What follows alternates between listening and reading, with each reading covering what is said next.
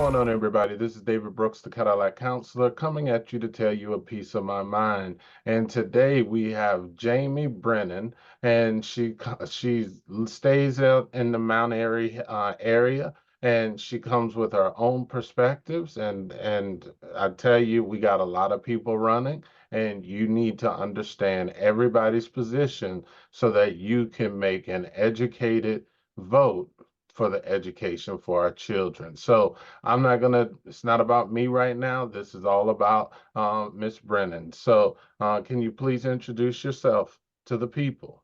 Sure. My name is Jaime Brennan. I'm running for Frederick County Public Schools Board of Education. I'm the mom of two high schoolers. I am a CPA by profession. I previously served on the board of trustees for Frederick Classical Charter School, one of our premier charter schools here in Frederick County, currently ranked #1 in the state of Maryland for elementary. So I have just been passionate about education and education policy since I started trying to find preschools for my kids. And I began investigating and found out there was a lot I didn't know, and spent a lot of time trying to figure out what would be the best methods, methodologies, practices, where schools are having success, where they're failing.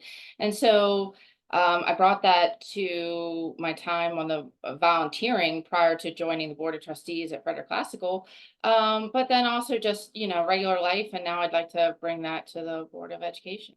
Very good. So I can start off with this question. People are talking about vouchers, money going with the kid.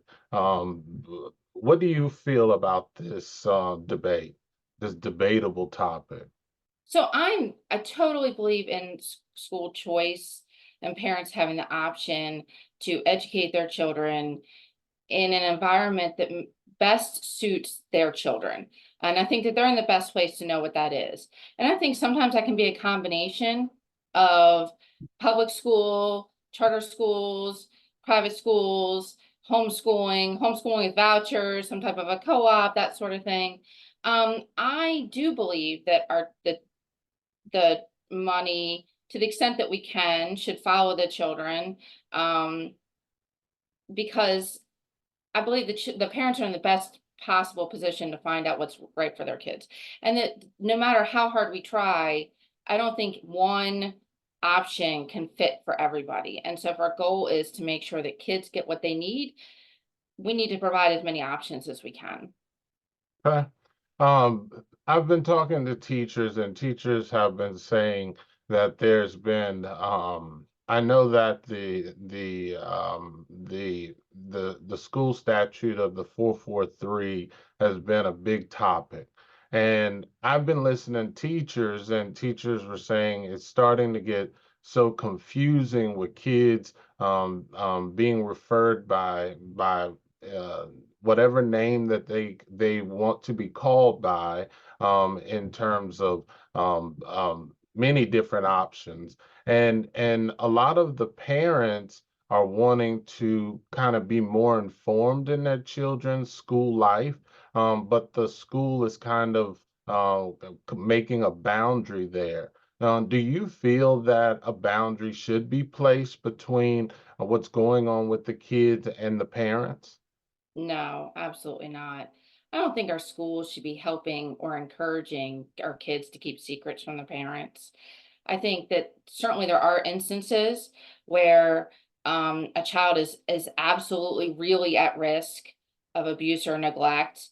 And in those instances, our schools are already mandatory reporters, right? And so we should already be reaching out to CPS if we believe that that's a scenario.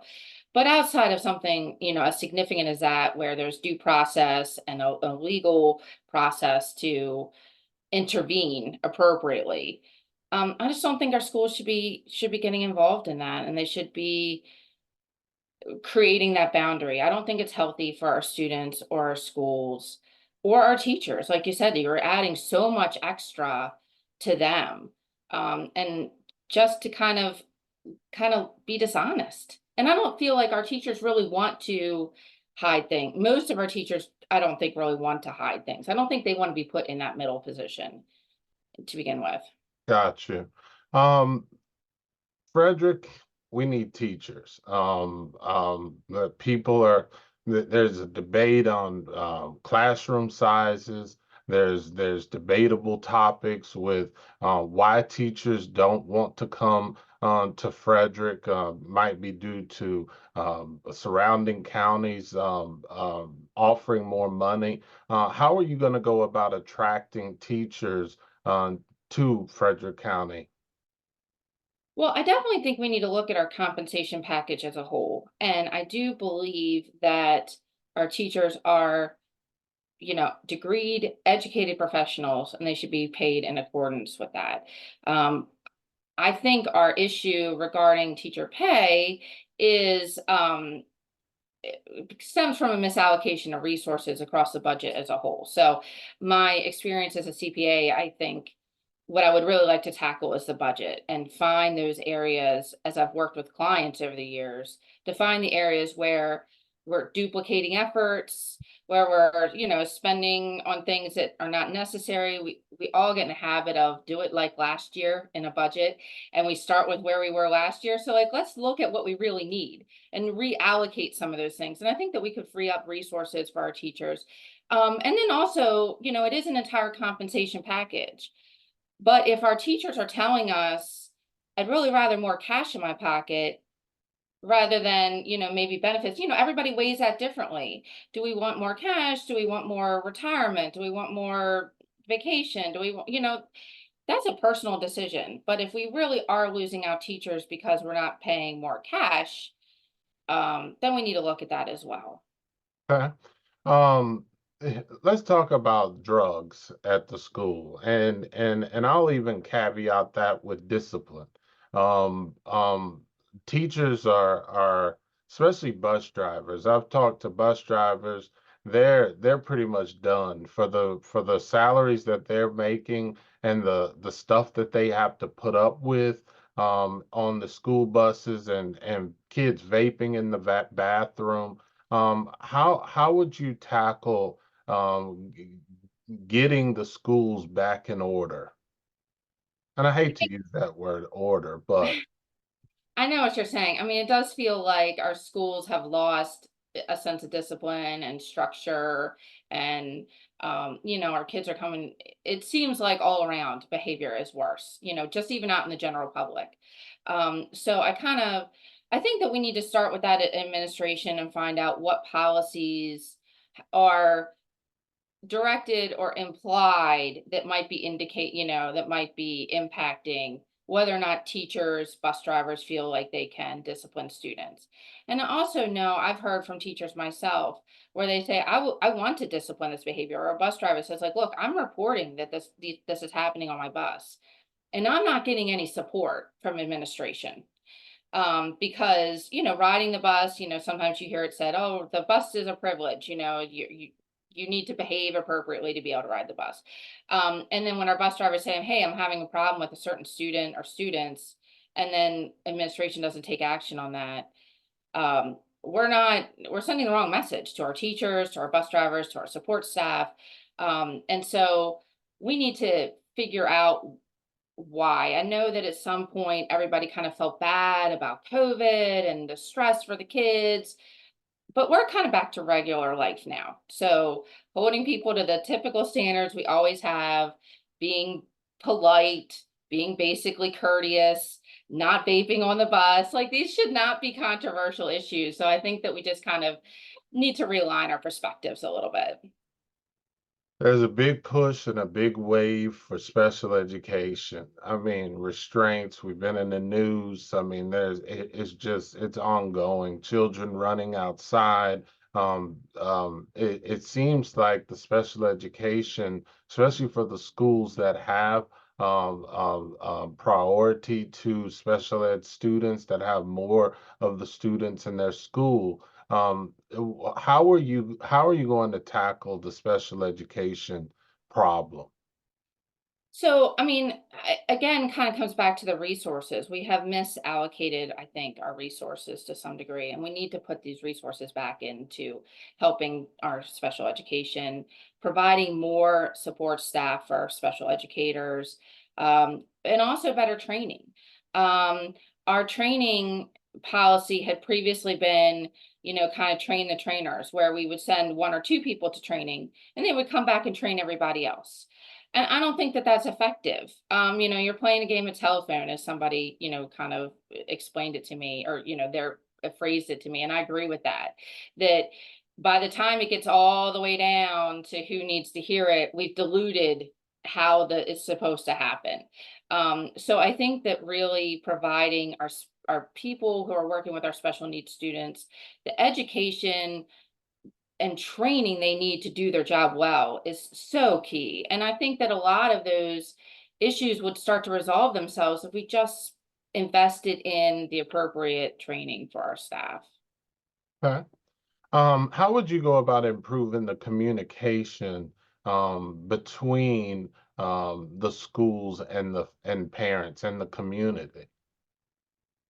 So we do have our find out first system, and I don't think as a parent of FCPS student that I get enough use out of that system.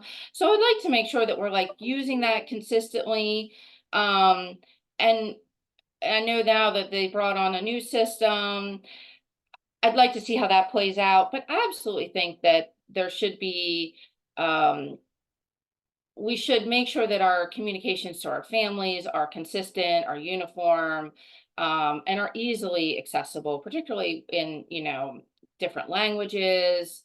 Because obviously not all of our families speak English as their first language.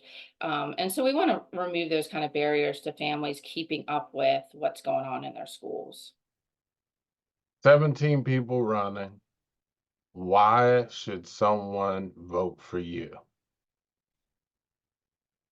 I believe that I have the experience having been the time I spent with the charter school.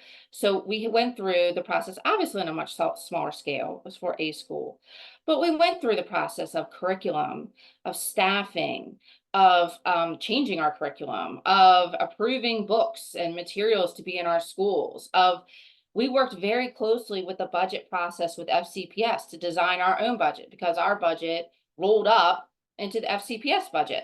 So I feel like I have really good experience with actually running an FCPS school that I can take to helping to oversee the larger FCPS school system.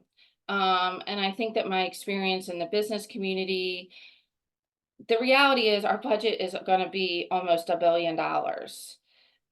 And that does, as much as we don't want to talk about it, take some sort of business sense. Our administration is bringing us the needs for education, but we need to look at this as how are we helping to allocate those resources? And just because your experience level is excellent on education and what our kids need, you might not have the business component of it. So I think that adding in some of those skills to complement what our administration is doing as far as curriculum and education policy is would I think that I bring that to the table, which is unique. Very good. Listen, people, that this is Jamie, and she's been very transparent today, giving her thoughts. I didn't feel like she was hiding anything. She was very forthcoming. And I hope that you watch all of the candidates so that you can make the best decision that you can. And I appreciate you, Jamie, for coming on. And I just wish you the best. Thank you, David. Thank you for having me. Thank you for taking the time. I really appreciate it.